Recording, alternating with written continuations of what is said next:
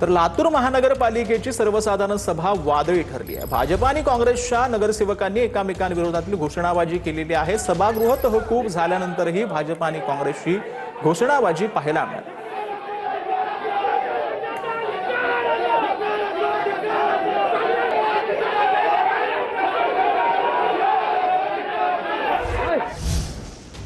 तर पारधी समाजाचा असल्यानं बँक खातं उघडण्यास बँकेनं नकार दिला। पारधी समाजाचा आरोप पाहायला मिळतो। नागपूरच्या काटोलमधील बँक ऑफ इंडियातील धक्कादायक प्रकार समोर आलेला होता।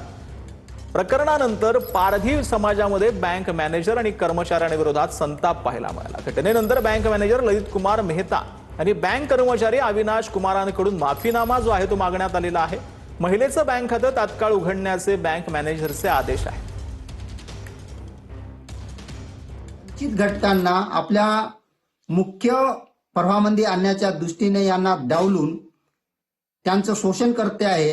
याकरिता नागपूर जिल्ह्यातील माननीय जिल्हाधिकारी साहेब, सीओ साहेब आणि काटोल तालुक्यातील एसडीओ साहेब आणि नागपूर जिल्ह्यातील अप्पर आयुक्त आदिवासी विकास विभाग यांनी या प्रकरणाची दखल घेऊन या बँक मॅनेजरला नोटिस बजावून त्यांना जाब विचारण्याची आवश्यकता है। संज्ञान में नहीं पर मेरे को संज्ञान में भी आई कि इस प्रकार से कि जो भी घटना आप बोला गया कि ऐसा ऐसा है, बैंक किसी अधिकारी ने तो नहीं बोला होगा, पर यदि ऐसा है उसके लिए भी मैं पूरे बैंक स्टाफ की तरफ से क्षमा चाहता हूं और आगे ऐसा रिपीट ना हो और जो भी अकाउंट ओपनिंग रहेगी वो हम कंप्लीट करके देते हैं और आगे भी ऐसा भविष्य में पुनरावृत्ति इसकी ना हो।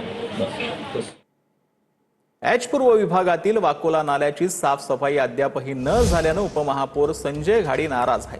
अतिरिक्त महापालिका आयुक्त संजय बांगर यांना पत्र लिहित तातडीनं साफसफाई करण्याची किंवा ठेकेदारांवर दंडात्मक कारवाईची मागणी करण्यात।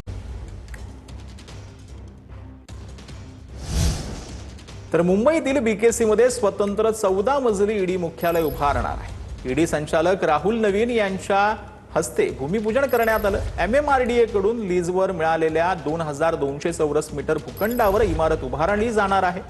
प्रस्तावित इमारतीसाठी 400 कोटींचा खर्च अपेक्षित आहे। 4 तळमजल्यांसह एकूण 14 मजले असणार आहेत। पुढील 6 महिन्यांमध्ये बांधकाम सुरू होण्याची शक्यता आहे।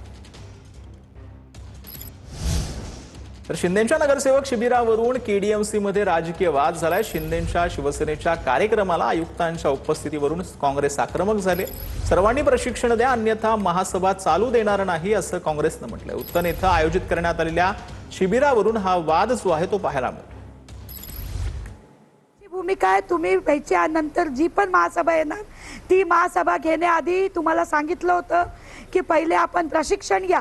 आता हे 60 लोक येतील काहीतरी शिकून ते बोलतील, आम्ही गप त्यांना ऐकायचं का? हे चालणार नाही। जेव्हापर्यंत बाकीच्या नगरसेवकांचे शिबिर होत नाहीत उरलेले तेव्हापर्यंत महासभा चालू देणार